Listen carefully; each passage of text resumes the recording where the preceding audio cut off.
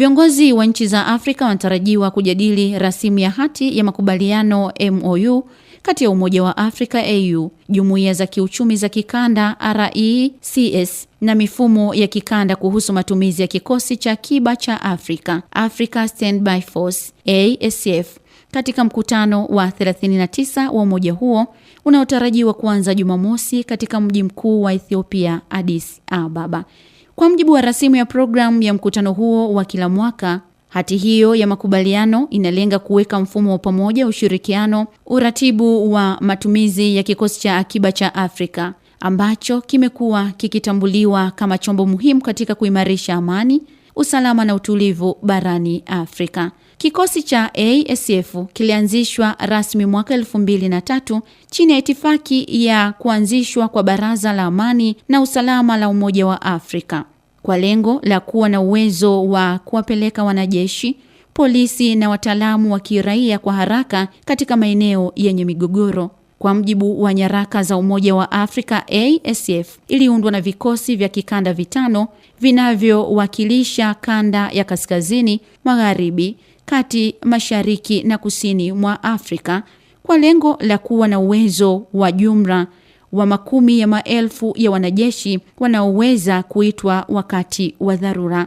Hatua ya kuwasilisha rasimu hiyo imekwenda sambamba na masharti ya hati ya kuanzishwa kwa Umoja wa Afrika pamoja na itifaki ya kuanzishwa kwa Baraza la Amani na Usalama ambavyo vinatoa mamlaka kwa umoja huo kuingilia kati katika nchi mwanachama endapo kuna uhalifu mkubwa kama mauaji ya halaiki, uhalifu dhidi ya ubinadamu au uhalifu wa kivita.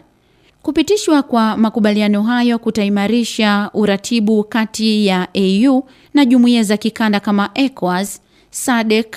EAC na IGAD kati ya kukabiliana na migogoro ikiwemo mapinduzi ya kijeshi ambayo yamekuwa yakiongezeka katika baadhi ya maeneo ya bara la Afrika. Mkutano huo utafanyika katika kipindi nyeti kwa bara la Afrika ambapo mataifa kadhaa yanakabiliwa na changamoto za kiusalama na kisiasa. Viongozi wanatarajiwa kujadili ripoti kuhusu vita vinavyoendelea nchini Sudan tangu Aprili 2023 kati ya jeshi la serikali na vikosi vya RSF, mzozo ambao umesababisha maelfu ya vifo na mamilioni ya watu kuyakimbia makazi yao. Hali ya usalama nchini Sudan ya Kusini pia itapewa uzito hasa kutokana na mchakato wa kisiasa unaoendelea na changamoto za utekelezaji wa makubaliano ya amani. Aidha, viongozi watajadili hali tete ya usalama katika ukanda wa Sahel unaojumuisha nchi kama Mali, Burkina Faso na Niger, ambako makundi yenye silaha na mapinduzi ya kijeshi